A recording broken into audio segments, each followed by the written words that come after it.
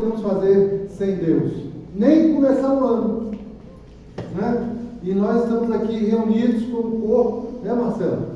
Para a gente celebrar o Senhor e começar, né, uma caminhada juntos. A gente que é igreja, né, a gente tem uma vida juntos, né? A gente começa a se entrelaçar e tem outra coisa que a gente faz juntos, e nós vamos falar sobre isso hoje. A gente vive os planos de Deus juntos. Deus coordena um povo para que ele cumpra o seu propósito e destaca um povo e chama um povo de forma ordenada para se reunir aqui no domingo, para que eles experimentem, viu, dona Sueli, um projeto. Deus tem um projeto para esse ano, para a nossa vida, para a sua família, para a nossa família. Será que eu estou falando a verdade?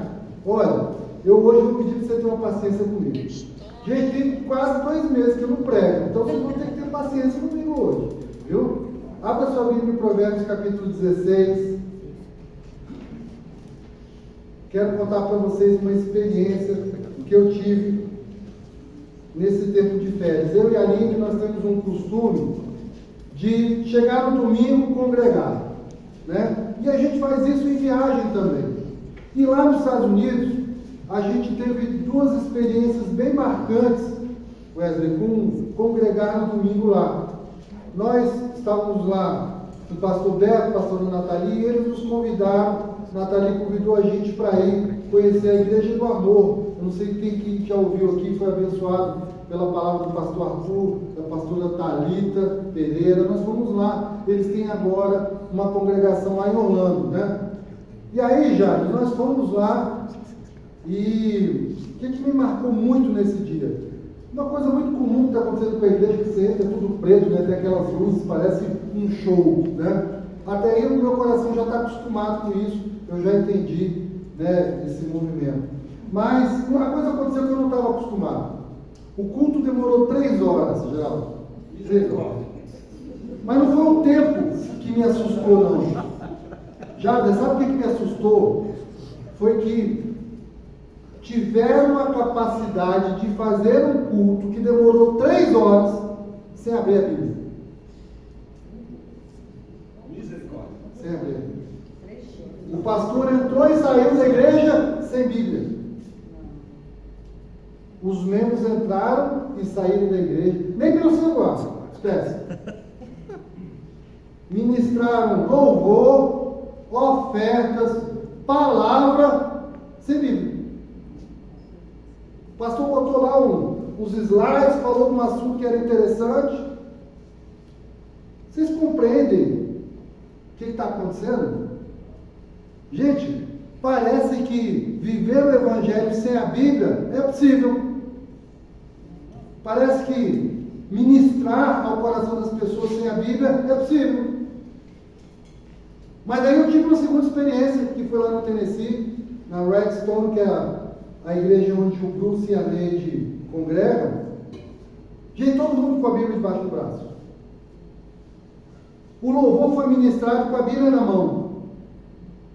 E aí o pastor foi pregar, e com um versículo, Toninho, um versículo com a Bíblia na mão, Deus explodiu de revelação, foi tremenda a palavra, e bastou um versículo. Um versículo. Eu falei, Senhor, obrigado. Porque nós temos sido direcionados para pegar esse livro, a Bíblia até aumentou, olha aqui, ó. Dá? E falar, nós vamos crescer mais nisso aqui. Nós vamos crescer mais. Porque Deus tem um plano, tem um propósito.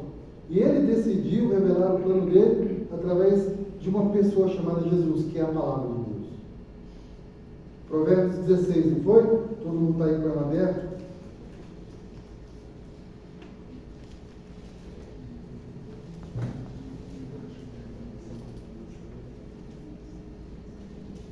Diz assim: o temor do Senhor ensina a sabedoria, e a humildade antecede a honra.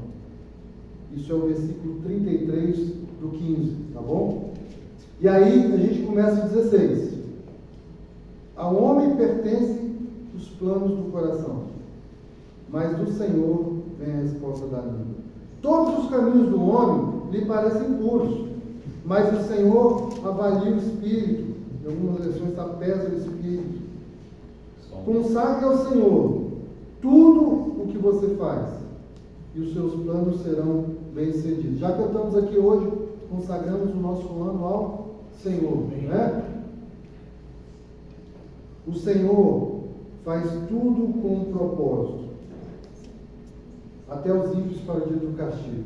Gente, eu não sei se vocês entenderam esse versículo 4. Vou pedir um favor aqui para o Vivaldo. Vivaldo, dá uma caneta para cada um aqui, ó. Segura ele, vai passando aí. Vocês vão circular esse 16:4 aí. O Senhor faz tudo com um propósito, até os ímpios para o dia do castigo.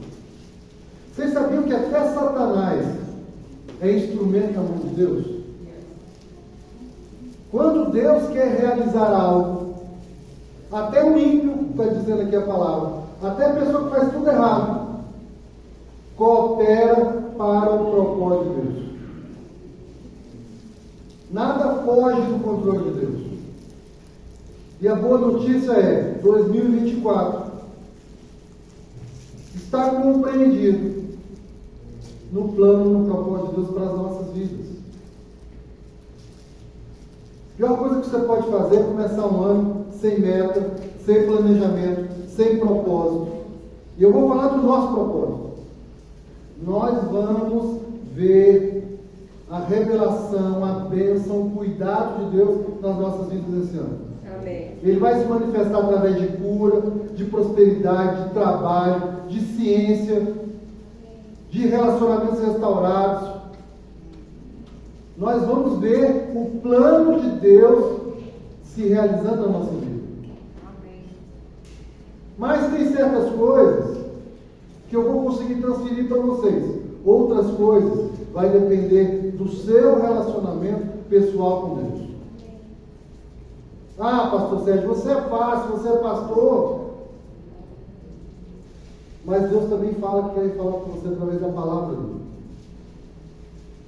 E eu queria dizer para você o seguinte, já preparando você que nesse ano, algumas coisas vão acontecer que não estavam bem no nosso radar.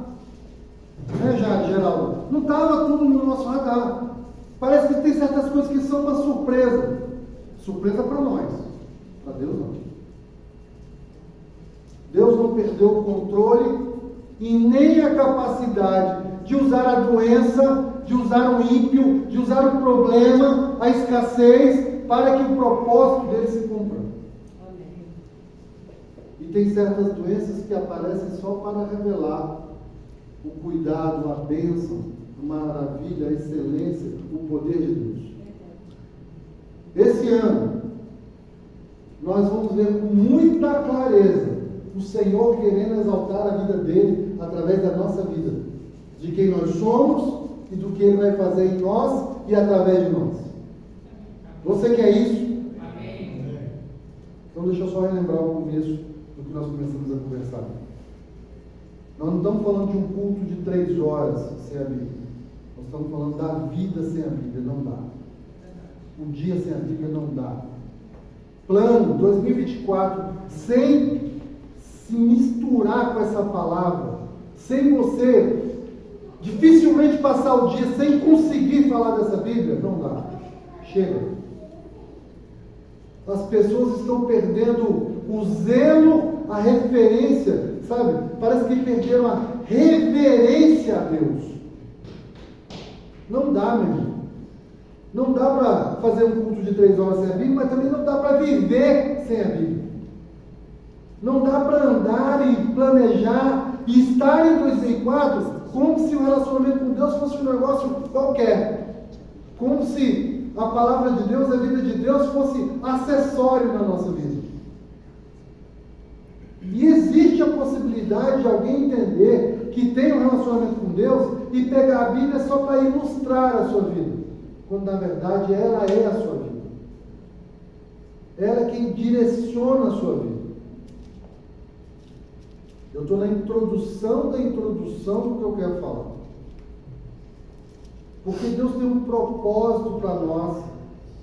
Mas nem tudo fica claro. Celso, tem hora que a gente até pergunta, a gente ora, mas tem coisas que Deus guarda para Ele. Tem um livro aí na Bíblia chamado Deuteronômio. Deuteronômio é um princípio que é usado pelo judeu, que ele aprende através da repetição. Existe um princípio chamado deuterocanônico. Quanto mais você repete a palavra de Deus, mais você grava e aprende a palavra de Deus. Então, Deuteronômio é um livro onde se repete muito dos 5 primeiros livros da Bíblia. E eu quero que você abra o livro de Deuteronômio. Vai ser fácil. Você está com uma caneta aí na mão. Você vai riscar agora. Deuteronômio, capítulo 29, versículo 29.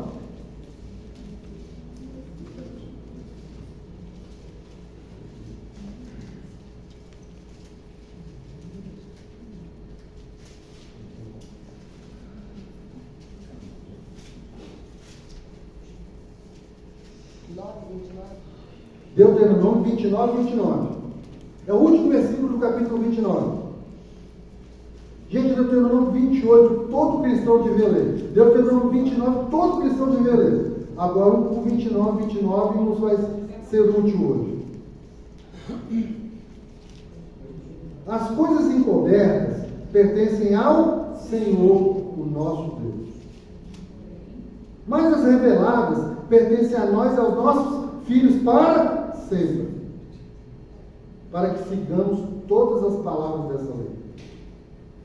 O que esse versículo está dizendo em resumo? Deus não vai revelar tudo. Tem coisas que são dele. Ontem eu estava conversando com o pastor Beto. Você imagina, Vivaldo, se Deus virar para você e falar assim: Vivaldo, é o seguinte, relaxa. Daqui a 10 anos e 4 meses, você vai ter R$1 bilhão na sua conta. E se Deus falou, Deus cumpre. Exato. Como é que você vai viver 10 anos e 4 meses? Você vai continuar trabalhando com afinco? Você vai cuidar de tudo? Você vai, sabe? Porque a tendência do ser humano, Celso, é o seguinte: cara, eu sei que vai dar tudo bem daqui para frente, eu vou só esperar. Como que você vai agir se já tiver tudo pronto e preparado e você sabe que a recompensa está lá? Deus sabe como é o coração do ser humano. Então, muitas coisas que vão acontecer, Geraldo, estão no coração dele, ele sabe. Mas ele decidiu não revelar. Porque ele sabe que se ele falar tudo, estraga o homem. Muito embora nós já saibamos o que vai acontecer. O diabo vai ser derrotado, nós vamos para o céu, não é isso? Quando a gente não sabe aquilo com clareza que está no coração de Deus, nós entendemos para que serve a fé. Porque a fé é a convicção de que Deus é bom e que os planos dele para nós são os melhores. Então eu não sei detalhes sobre tudo, Paulo. O que eu sei é o seguinte: eu sou filho do Deus vivo e Ele é bom e Ele cuida de mim e Ele tem planos de bem a meu respeito. E mesmo que eu esteja debaixo dessa circunstância adversa, Deus pode usar até o ímpio para que o propósito dele se cumpra. Deus pode usar todas as circunstâncias. Deus não perdeu o controle. Não perdeu o controle. Então, esse versículo fala algo profundo.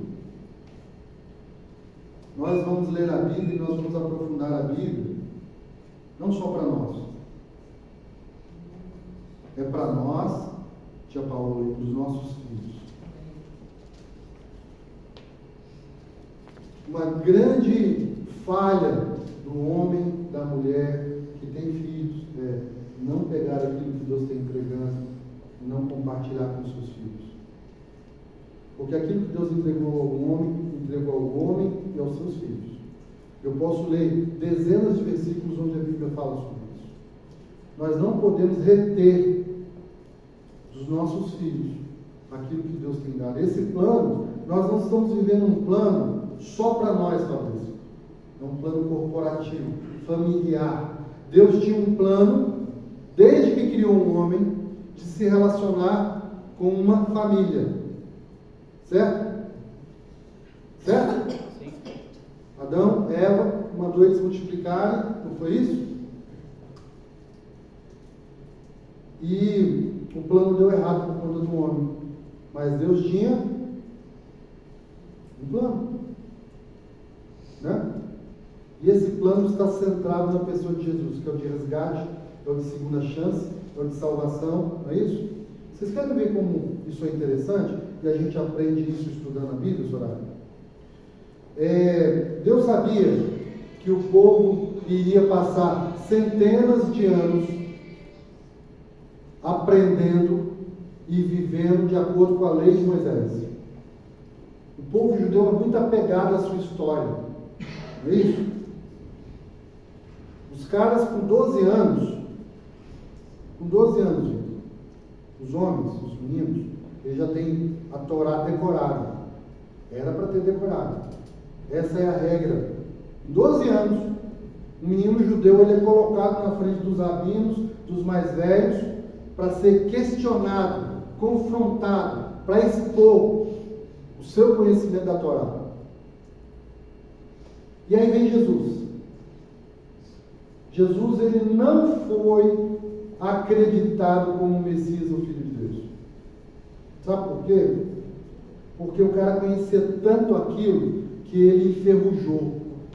Ele não entendeu que tinha certas coisas que Deus guardou para ele. Ele não cria nisso. Vocês vão já entender o que eu estou falando sobre isso. Deus tinha um propósito, Deus tinha um plano. Moisés era filho de um homem da tribo de Levi e de uma mulher da tribo de Levi. Se você não quiser acreditar em mim, está lá em Êxodo capítulo 2, o primeiro versículo fala isso. Que a mãe e o pai eram da tribo de Levi. De onde vinham os sacerdotes do povo hebreu? Eram os levitas, todos da tribo de Levi. Então o povo esperava que o sacerdote, o sumo sacerdote, viesse de qual tribo? Levi. E Jesus é de qual tribo? Hã? Judá. Opa, tem alguma coisa errada. Aprendi que era de Levi, Jesus veio de Judá. Esse não é o Messias desqualificado, não é o próximo. Só que quem disse isso foram os hebreus. O Senhor disse que levantaria para si um sacerdote segundo a ordem de Melquisedeque, que seria sacerdote para sempre. E esse é Jesus. Gente, Jesus veio e repetiu toda a história. Vocês sabiam que quando o livro de Êxodo ele começa no seguinte contexto: o povo estava crescendo demais, estava dando muito trabalho para o Egito. E aí o faraó fez o seguinte: olha, chama as parteiras desse povo aí, todo menino homem que nascer agora você mata. Nasceu, é homem, já mata. As parteiras ficaram com dó e começaram a enganar o faraó e esconder os meninos. O faraó ficou sabendo disso e falou: agora pega todos os meninos que tem aí e afoga no Nilo. Nesse contexto, Moisés, que tinha acabado de nascer, foi colocado num cesto e jogado no rio, e a filha de Faraó o pegou. Conhece essa história? Foi assim, né? Como foi com Jesus? Vem a semelhança? Jesus nasceu, houve a perseguição, mataram todas as crianças. Aí o que aconteceu? Assim como Moisés foi enviado para o centro do Egito, Jesus também teve que ir para o Egito. Deus mandou um anjo, um sonho para José. José pegou Maria e foi para o Egito. Quando Jesus voltou, o que aconteceu? Ficou ali, cresceu, estava aprendendo o que era ser homem, humanidade. A Bíblia diz, no livro de Hebreus, que Jesus teve que entender, para que ele fosse o sumo sacerdote, como era ser homem, para que ele pudesse se compadecer de nós. Nós não temos um sumo sacerdote que não possa se compadecer das circunstâncias que vão acontecer em 2024, porque ele viveu em carne, ele sabe muito bem quem nós somos, as nossas fraquezas, as nossas dificuldades, as nossas limitações. porque Deus veio habitar corporalmente no corpo de um homem, Jesus Cristo, 100% homem, 100% Deus. Moisés aprendeu toda a cultura, toda a inteligência, tudo. E aí chegou um dia que Deus chamou ele para libertar o povo. Chegou um dia que Jesus se revelou e ele foi batizado. Assim como o povo foi batizado no deserto, quando o mar se abriu, Jesus foi batizado. E aí o povo foi levado para o deserto. Para onde Jesus foi levado depois do batismo? Para o deserto. Para ser tentado. O povo foi tentado 3 vezes no deserto. O povo foi aprovado? Não. Jesus foi aprovado. Jesus foi 3 vezes tentado, pelo menos. Jesus foi aprovado em tudo que o povo hebreu não foi aprovado. O que aconteceu quando o povo foi tentado? Deus então estava irado contra o povo no deserto. Moisés subiu no monte Sinai e lá ele recebeu a lei do Senhor e escreveu nas 10 tábuas. Foi isso? 10 mandamentos? Todo mundo conhece 10 mandamentos? Certo? O que aconteceu depois que Jesus foi tentado? Ele saiu dali, foi para o monte e começou a pregar o sermão da montanha. Disse: olha, vocês ouviram que era assim, agora eu digo é assado. Jesus repetiu toda a história do povo hebreu na sua vida. Tem todo um paralelo da velha aliança com a nova aliança, só que Jesus cumpriu de forma perfeita, para que eu e você pudéssemos hoje desfrutar do propósito de Deus, do plano de Deus. Porque não depende mais, Fernando, do nosso merecimento de conseguir seguir toda a lei. É graça, é porque o preço já foi pago, é porque Jesus já fez isso. E essa nova aliança, feita no corpo e no sangue de Jesus, tem uma característica, também tem condições. Tem, toda aliança tem condições. E uma condição é amá-lo de todo o coração, seguir a sua palavra. Mas como crerão se não há quem pregue? Como que você vai cumprir a sua parte se você não lê a Bíblia, se você não procura conhecer o Senhor? Existe uma regra na vida, Isabel, que é o seguinte: quem conhece mais domina sobre quem conhece menos. Isso é uma regra. Nós, como cristãos, a igreja não foi chamada para ser dominada pela ignorância. Nós estamos sendo estimulados a ter um relacionamento pessoal, íntimo com Deus através da sua palavra. E é isso que nós vamos fazer em 2024. Vamos fazer mais isso. A partir de fevereiro eu vou chegar uma hora antes, conforme a gente se comprometeu. Eu vou pegar uma sala, quem quiser, eu vou ministrar o semestre todo sobre vida financeira. É importante para você? Chegue uma hora antes. Nós vamos gastar ali 30, 40 minutos todo dia falando sobre isso. Quando eu não estiver aqui, nós vamos ter outra pauta. Nós vamos ensinar pontos básicos sobre a vida cristã. O Toninho, o Jader, o Vitor vão fazer isso. Nós vamos abrir a porta para quem quiser, vai conhecer mais. Entre você e Deus. Nós vamos disponibilizar essa oportunidade. Porque Deus tem um propósito para a nossa vida, que não é só de 2024, mas passa por 2024.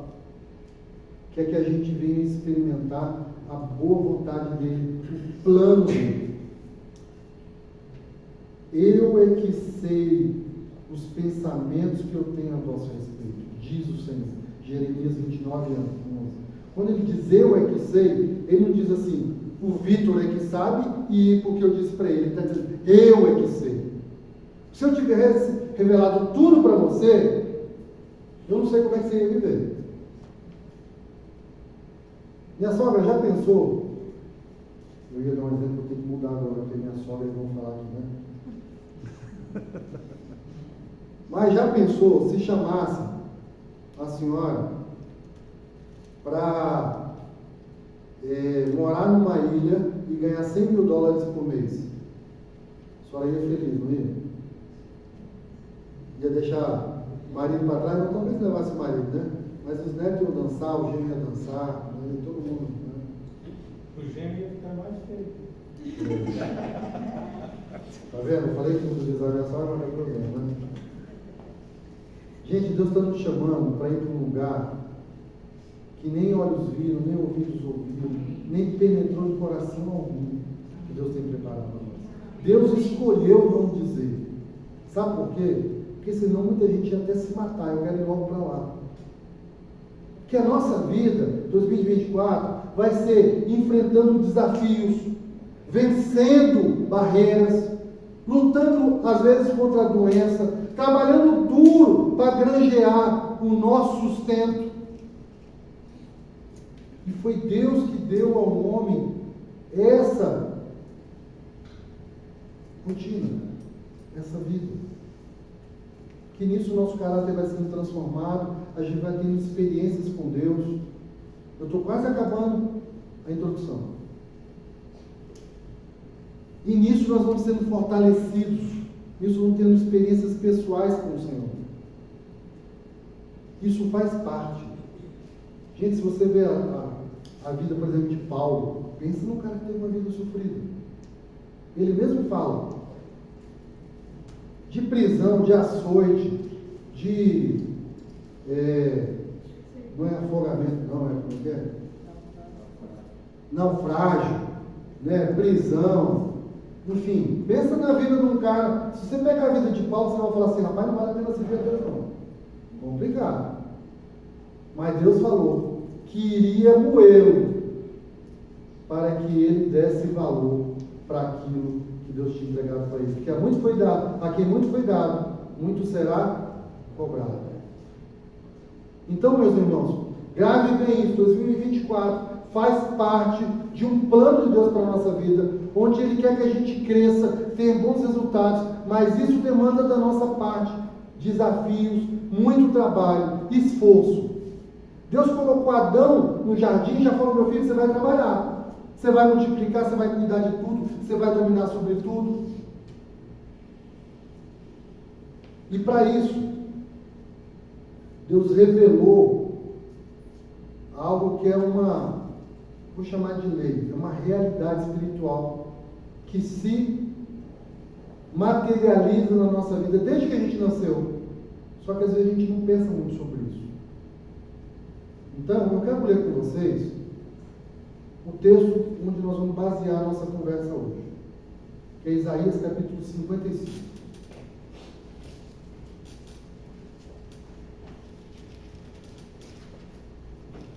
Isaías é um grande livro que está depois de Provérbios. Ele é tão grande que os judeus chamam ele de pequena Bíblia.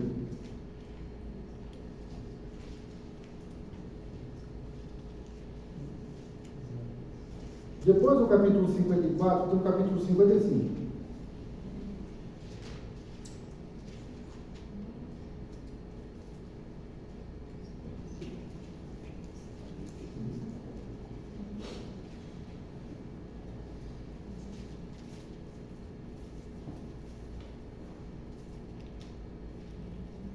Vamos ler juntos? Venham todos vocês que estão com sede, venham às águas, e vocês que não possuem dinheiro algum, venham, compram e comam. Venham, comprem vinho e leite sem dinheiro e sem custo. Meu Deus, como é isso? Que realidade é essa? Onde Deus está chamando as pessoas para ter acesso a tudo que elas precisam sem dinheiro.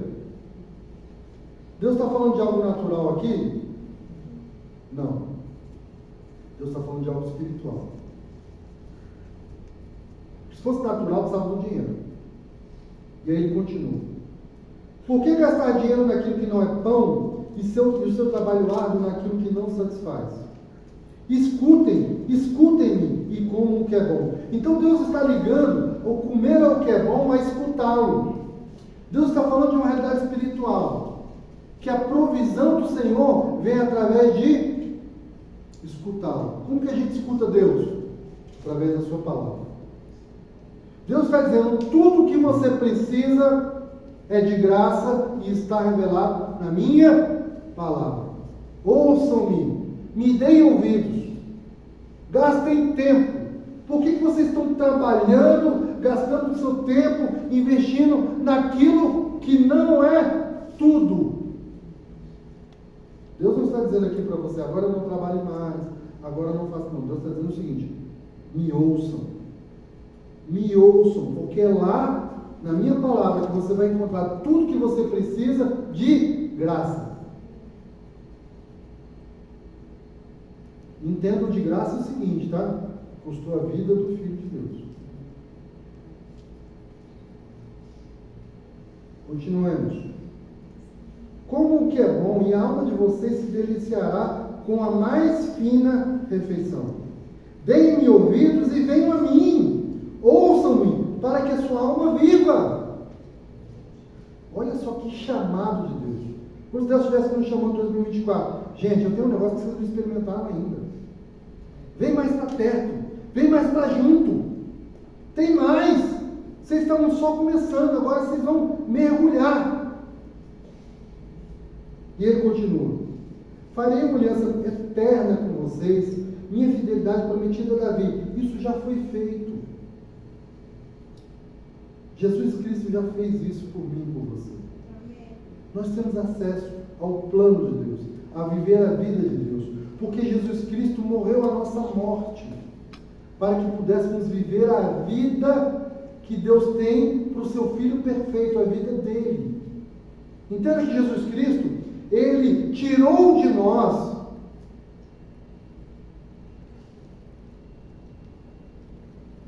aquilo que o pecado nos deu. Jesus Cristo veio para desfazer as obras do diabo. Quando um homem vive sem Deus, o máximo que ele vive é aquilo que ele consegue fazer. Quando um homem vive com Deus, ele vive tudo aquilo que Deus tem para ele. Nós éramos limitados. A nova aliança nos deu acesso à herança dos filhos de Deus. Porque deu-lhes o poder de serem chamados filhos de Deus. Essa é a nossa identidade. Será um grande desperdício se você viver 2024 fora dessa identidade, realidade espiritual. E isso se reflete na nossa vida diária. Não cheguei no ponto ainda. Vejam, eu fiz uma testemunha aos povos, um líder e um governante dos povos. Com certeza, você convocará nações que você não conhece, e nações que não conhecem se apressarão até você, por causa do Senhor, o seu Deus, o Santo de Israel, pois ele lhe concedeu o esplendor. Isaías já estava falando sobre Jesus, que havia um povo judeu que ia se achegar a ele, mas outro povo, que são os ímpios, né, que eram aqueles separados de Deus, que não eram da raiz de Abraão, somos nós. Busquem o Senhor enquanto é possível achá-lo. Clamem por Ele enquanto Ele está perto. Que o ímpio abandone o seu caminho e o homem mau os seus pensamentos. Olha a condição da aliança. Gente, a vida cristã é uma vida de arrependimento. A Bíblia ela vai trazendo durante 2024 coisas que nós enxergamos então somente confrontados pela Bíblia, que estão erradas, e a gente se arrepende disso. A Bíblia é uma luz, um foco, e fala: eu vivo assim, mas o Senhor está dizendo para eu viver assado, então eu preciso me arrepender do assim para eu viver o assado. Lamentavelmente, muita gente acha que a Bíblia é rigorosa demais e que a vida cristã é muito chata, e não é nada disso. A melhor coisa é a gente ser livre e liberto dos nossos desejos e prazeres que nos aprisionam, que fazem com que os nossos planos não sejam bem-sucedidos. E por que eu li Provérbios 15, o último versículo antes de ler o 16? Que existe um confronto que nós vamos vencer esse ano entre orgulho e humildade. Amém. O orgulho diz para você o seguinte: viva do seu jeito que vai dar certo. A humildade é: se submeta ao Senhor, a sua palavra, aí vai dar certo. Amém. Humildade, diferentemente do que muita gente pensa, não é você se formar, se preparar, trabalhar duro e falar: eu não sei tanto, ficar com aquela cara, não. Humildade não é isso. Você pode ser bom e deve ser excelente em tudo que você faz. Humildade é você entender que a sua vida, o propósito da sua vida, o plano da sua vida não é só para você. Deus te deu vida, Deus te deu recursos, conhecimento para você e que você compartilhe com os outros. Isso é um mandamento. Ame os outros como você ama você mesmo. Humildade é você entender que tem um Deus no céu que decidiu não revelar todas as coisas para você, que você vai ser sempre um ser dependente dele, incompleto, falho, mas que nele você tem salvação que você não merecia. Isso é humildade. Humildade é você reconhecer que precisa de um Deus, que precisa da sua palavra. Você não sabe de tudo e você vai continuar constantemente buscando na palavra dele conhecimento, fonte de vida, para que a gente venha se deleitar dos finos manjares do plano de Deus na nossa vida. Orgulho é, eu só vou ler a Bíblia quando eu quiser. Orgulho é, o pastor falou para eu ler isso, mas eu não vou ler não. Eu já sei. Eu tinha um amigo que eu não vou revelar o nome, que ele falava assim, ele não levava a Bíblia, e ele falava, não, eu já conheci ela de cor, ele falava de brincadeira. Mas esse ano passado ele leu a Bíblia toda. Não foi legal? Ih, rapaz, falei isso não. Né? Vamos continuar lendo? Volte-se ele para o Senhor, que terá misericórdia dele. Volte-se para o nosso Deus, pois ele dá de bom grado o seu perdão. De bom grado. Agora, nós vamos ler a palavra que nós vamos compartilhar hoje. Tá bom? Gostou das 3 horas, hein? Foi bom demais. Sem a Bíblia, eu com a Bíblia, então, hein? Que é isso? Pois os meus pensamentos não são os pensamentos de vocês, nem os seus caminhos são os meus caminhos, declara o Senhor. Existe uma declaração solene de Deus aqui. Meus irmãos, você só consegue ir até aqui. O meu caminho para você está bem aqui. Entende? Você até aqui pode ter andado nessa direção, colhendo esses frutos, mas eu tenho outro caminho para você. Eu tenho pensamentos muito mais altos do que o seu. Nós dois juntos vamos muito mais longe, faremos muito mais coisas do que você conseguiu planejar. Isso é uma aliança. Ele continua dizendo, assim como os céus são mais altos do que a terra, também os meus caminhos são mais altos do que os meus caminhos, e os meus pensamentos mais altos do que os seus pensamentos. Deus está dizendo só o seguinte, no dia que você se esquecer disso que o pastor Sérgio falou, olhe para o céu. Toda vez que você olhar para o céu, você vai dizer, cara, Deus tem pensamentos mais altos do que os meus. Os caminhos do Senhor são mais perfeitos do que o meu. Vou caminhar com Ele. Tem o meu jeito e tem o jeito de Deus. Aí você olha para o céu e fala, o jeito de Deus é mais alto. Ah, mas o médico disse isso. Mas o jeito de Deus é mais excelente. Deus tem algo que esse médico não vai conseguir fazer. Entenda? Deus está querendo nos introduzir numa mentalidade espiritual, onde nem tudo o que acontece a gente vê, a gente consegue, a gente dá conta. Deus faz algo sempre além.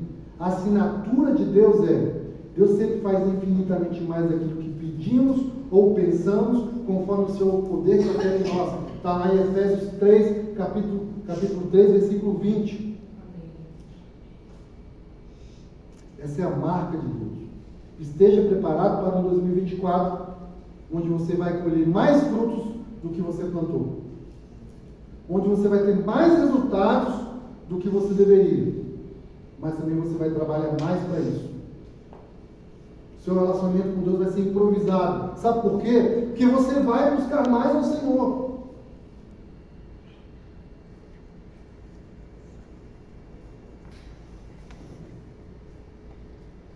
Assim como a chuva, versículo 10, e a neve descem dos céus e não voltam para eles sem regar a terra e fazem-na brotar e florescer para ela produzir semente para o semeador e pão para o que come, assim também ocorre com a palavra que sai da minha boca.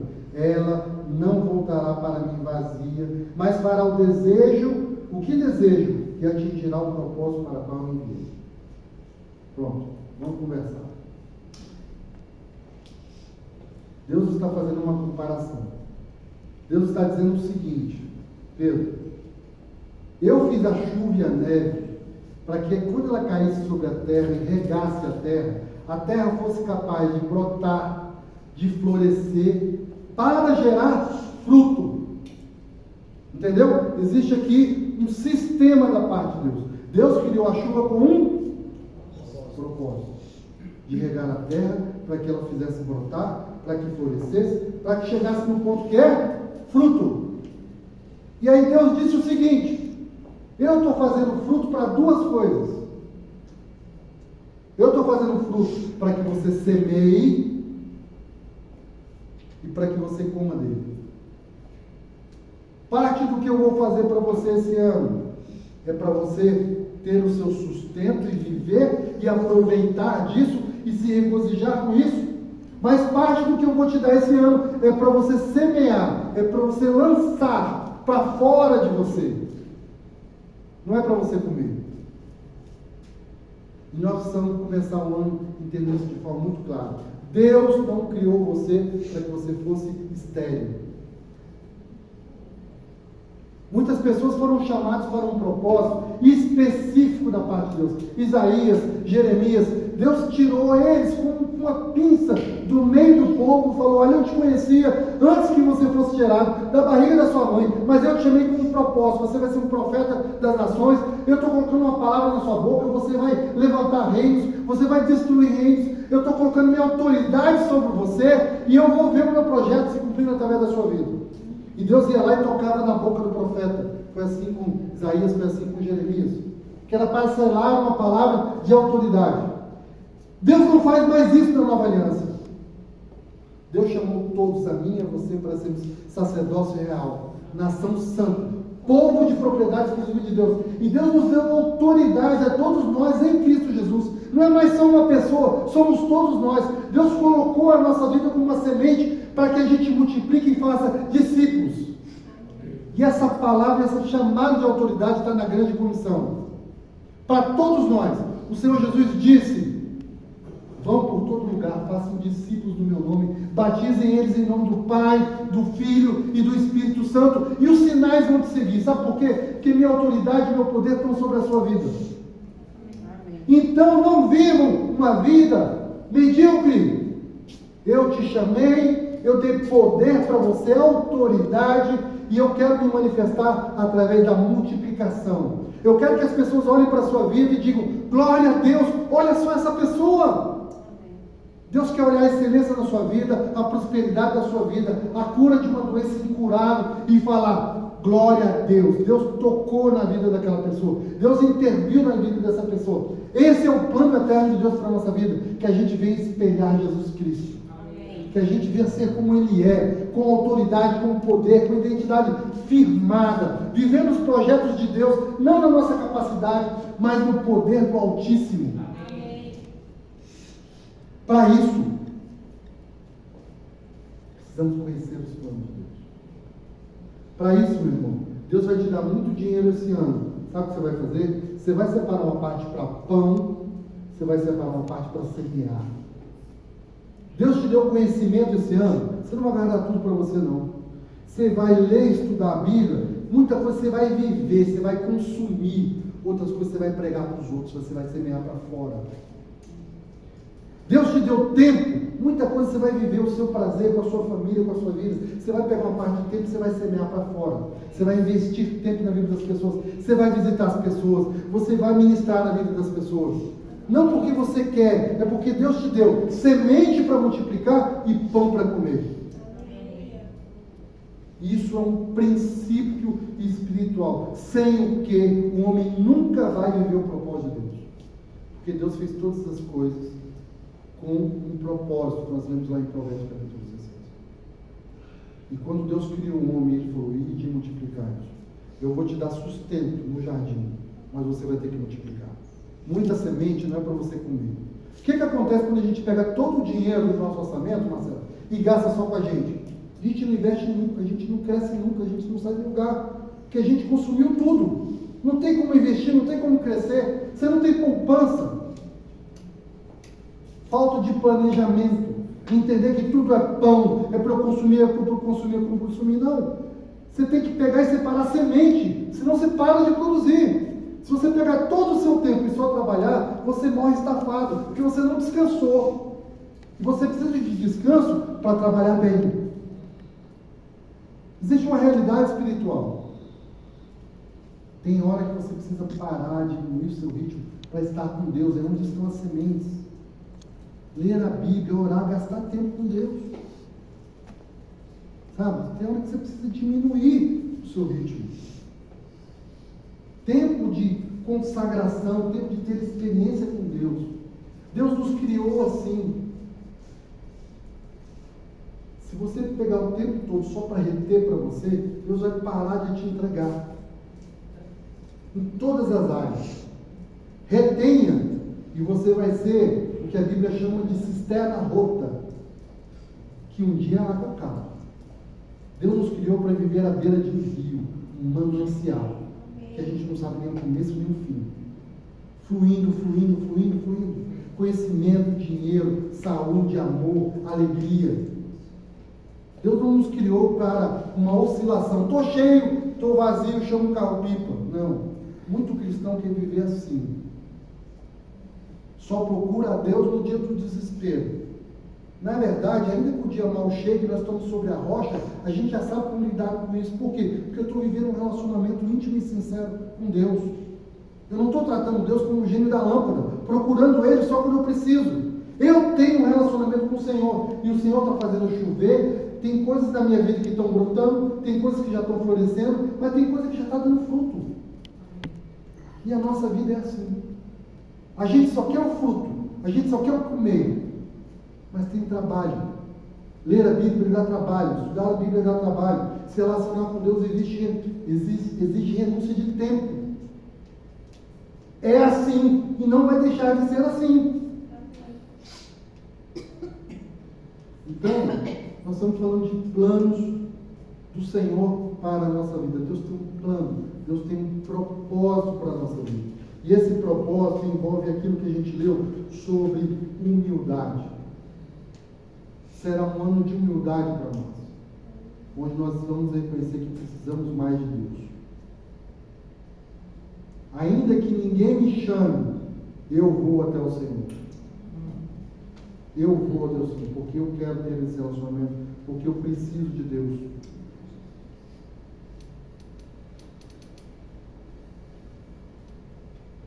Deus está comparando a palavra dele à chuva.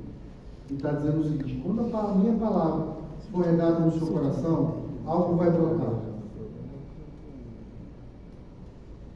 Quando a minha palavra tiver todo o processo terminado na sua vida, você vai ver, uma hora a sua vida vai florescer e uma hora a sua vida vai dar fruto. Estou falando de caráter, estou falando de restauração, estou falando da capacidade que Deus tem, só Deus tem, de pegar uma fruta podre e transformá-la numa fruta saudável. Porque nós não vivemos uma aliança onde nós vamos alcançar só aquilo que a gente está contra. Deus está nela. E Deus quer ver a gente manifestando algo que um homem não daria conta de fazer. Nós fomos criados para isso. Abra sua Bíblia em Salmo 138, então um pouco antes de Isaías, versículo 8. 138, versículo 8. Esse eu quero pedir algo diferente. Esse eu quero que você leia em voz alta. Na sua versão, não importa se você tem uma versão diferente do seu vizinho, do seu lado, mas o Salmo 138, 8, eu quero que você leia. Leia aí na sua Bíblia de papel, para ver que você trouxe. Quem não trouxe, lembrando, Bíblia. Salmo 138, 8 diz assim, pode ler: o Senhor cumprirá o seu propósito para mim. Teu amor, Senhor, permanece para sempre. Não abandones as obras das tuas mãos. Sabe o que o salmista estava dizendo? Senhor, eu sei que os teus planos não podem ser frustrados. Por quê? Porque o Senhor me ama. Então, Senhor, não deixa de cumprir o seu propósito na minha vida, não. Apesar de mim, apesar da minha falha, Senhor, cumpre o teu propósito. Faz o teu plano. Eu não vou conseguir ser excelente em tudo. Eu estou tentando, mas Senhor, pelo teu amor, não pelo meu que eu mereço, é por conta do tanto que o Senhor me ama, não pelo tanto que eu estou acertando, cumpre o teu propósito na minha vida. Porque eu sei que se eu fizer tudo do jeito certo, tudo o máximo que eu puder, ainda assim, eu preciso da tua graça e da tua misericórdia. Ainda assim. Isso é humildade. É você ser dependente de Deus para tudo, em todo o tempo. É você precisar se curvar à palavra de Deus em todo o tempo.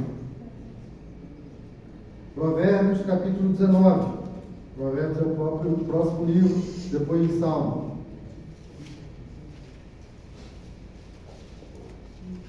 Esse versículo, meu irmão, é para quando você tiver alguma dúvida se o seu plano é melhor que o plano de Deus.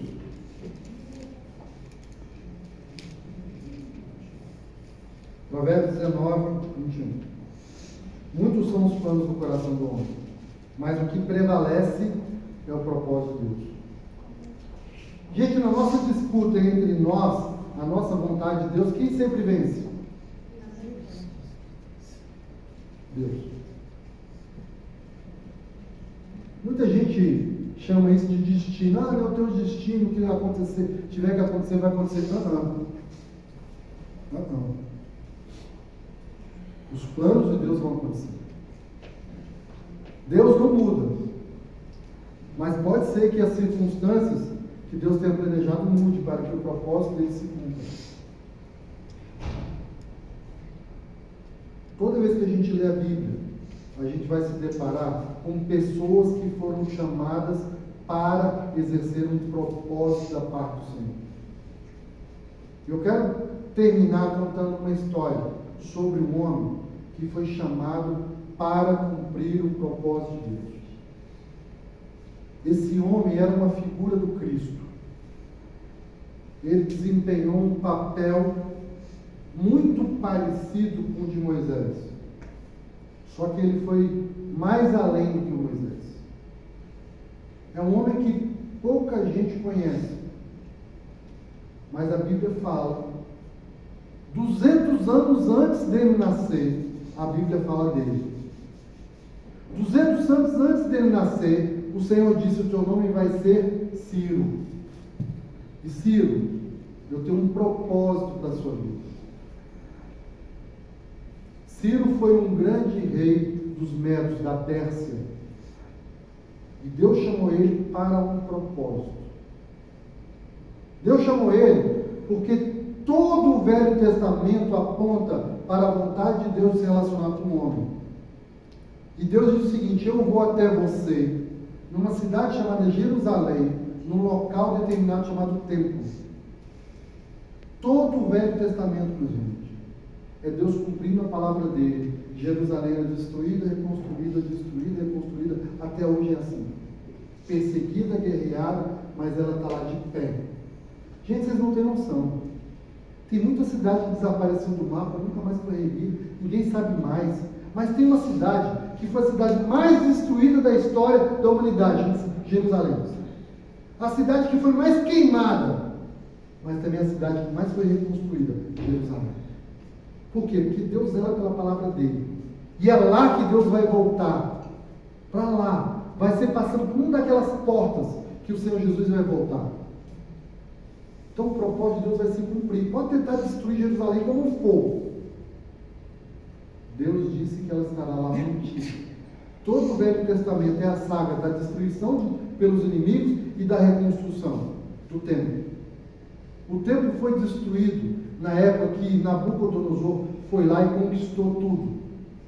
Jerusalém estava sendo cercada de profetas. Isaías, Jeremias, gente, todo o exército de profetas Deus mandou naquela época dizer: gente, não, gente se arrepende. O povo não se arrependeu, foi todo mundo cair na mão dos caldeus e foi para o exílio por 70 anos. Lembra disso? A Bíblia não está em ordem cronológica, mas livros como Neemias, Esdras, foram todos escritos com base numa profecia que Deus cumpriu através da vida de Ciro. Porque Deus falou que ia retornar o povo para Jerusalém e era reconstruir. Sabe qual foi o nome do rei que foi lá e conquistou Nabucodonosor e matou todo mundo? Para libertar o povo judeu? Ciro. Sabe quem era o governador geral da época que Ciro, chamado também de Dario, que era um nome judeu e um nome grego, né, que ele tinha? Está lá no livro de Daniel, era Daniel. Daniel passou por vários reis ser o governador. Deus estava preparando ele para quando chegasse Ciro, falar: Daniel, agora você sabe como fazer, administrar tudo, agora eu vou mandar reconstruir. E aí sabe o que aconteceu? Esdras, Neemias, que voltaram para construir Jerusalém, saíram com cartas de aprovação, saíram com dinheiro, com riquezas, com pessoas e recursos para reconstruir Jerusalém. Quando Deus quer, meu irmão, fazer o propósito dele na sua vida, tem orçamento, tem gente, tem dinheiro, tem recursos, tem plano, tem inteligência. Sabe, todos os sábios voltaram para construir, os arquitetos, os engenheiros, os artífices de metal, todos voltaram. Sabe por quê? Porque o propósito de Deus precisava se cumprir. E aí levantou-se um novo sacerdote chamado Zorobabel, e um novo templo foi construído, chamado Templo de Zorobabel. Você vai ver vários profetas, Malaquias, você vai ver vários profetas falando dessa época. Por quê? Porque, gente, o centro do plano de Deus é se relacionar comigo e com você. Foi para isso que Deus criou uma família lá atrás. Deus quer isso. A pergunta é: você quer? Quanto você quer? Você está disposto a se doar para esse relacionamento? Como é preciso para viver os planos de Deus? Eu te garanto que o plano de Deus é o melhor para a sua vida e para a minha vida. Amém. Deus pegou Ciro 200 anos antes. Você não precisa abrir comigo, mas se quiser, pode abrir lá em Isaías 45. Essa palavra foi escrita 200 anos antes. Assim diz o Senhor ao seu ungido, a Ciro, cuja mão direita eu seguro com firmeza, para subjugar as nações diante dele e arrancar a armadura de seus reis, para abrir portas diante dele, de modo que as portas não estejam trancadas.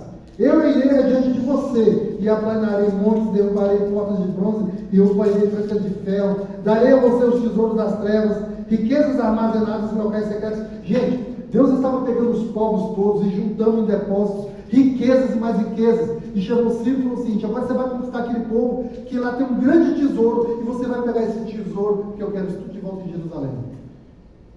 Gente, essa história é maravilhosa. Nabucodonosor, os reis iam conquistando as coisas e acumulando riquezas. E Deus falou: agora eu vou pegar Ciro para pegar tudo isso para levar para construir Jerusalém.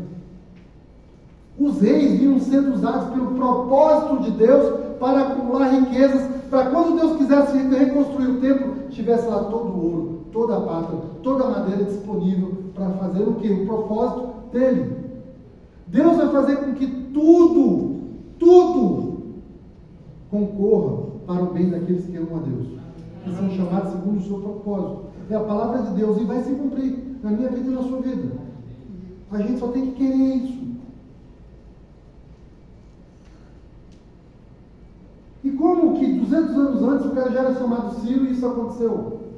Ciro era filho de um rei, de um príncipe cujo avô era rei de um pequeno reino. Era para ele ser chamado, chama Cambises o nome do avô dele. Era para ele ser chamado Cambises II. Só que aconteceu o seguinte: um belo dia o avô dele, que era rei, teve um sonho. Olha essa história. E nesse sonho o neto dele ia dominar sobre ele. O que ele fez? Mandou matar o neto. Chamou para os seus: pega o filho do meu filho e mata ele. Aí os servos do rei pegaram o menino, e quando eles foram bem longe para matar o menino, no meio do caminho, eles passaram por um casal de hebreus que estava velando o seu filho recém-nascido que havia morrido. Com dó da criança, eles fizeram o quê? Pegaram o neném, deram para o casal de hebreus que estavam velando o filho: me dá aí o corpo do seu filho que eu vou levar de volta para o avô para dizer que nós matamos. E trocaram o Ciro com aquela criança. Olha o propósito de Deus. Aquele menino foi criado segundo a lei de Abraão. Só que começou a acontecer o seguinte: o avô, movido por muito remorso, não estava mais conseguindo conviver. Quando o Ciro já tinha 12 anos de idade, os servos falaram: olha, eu não estou aguentando mais ver o senhor tão mal. É o seguinte, nós não matamos seu neto, não. Para com isso. Não mataram meu neto, então vamos buscar ele. E foram lá buscar. Ciro já tinha 12 anos. E já tinha outro nome, que era o nome hebreu, Ciro. Então ele não se chamou mais Cambises. Porque Deus tinha um propósito, mudou a história para que a palavra de 200 anos antes se cumprisse. E ele recebeu um nome hebreu chamado Ciro. Livro de Esdras, capítulo 1. Esdras está aí antes de Neemias, que a gente leu hoje.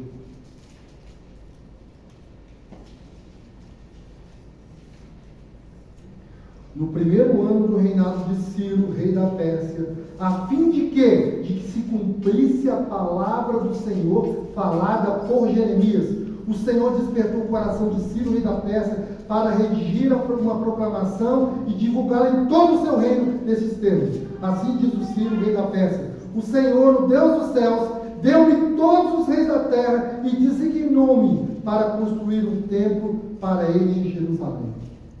Gente, aqui ó, propósito se cumprindo. Deus levantou um homem chamado Ciro, que reconstruiu um lugar chamado Jerusalém, onde Deus se relacionava com o povo num templo. Deus age no decorrer da história para que o propósito dele se cumpra. Ele não poupa recursos, ele faz as leis, ele faz o que for preciso para que o plano dele se cumpra. E você não está fora disso. Você não está esquecido, apartado disso. E isso é porque Jesus fez uma aliança comigo e com você. Esse ano, meu irmão, grave, Deus tem um plano. Ele não vai te revelar tudo. Creia pela fé.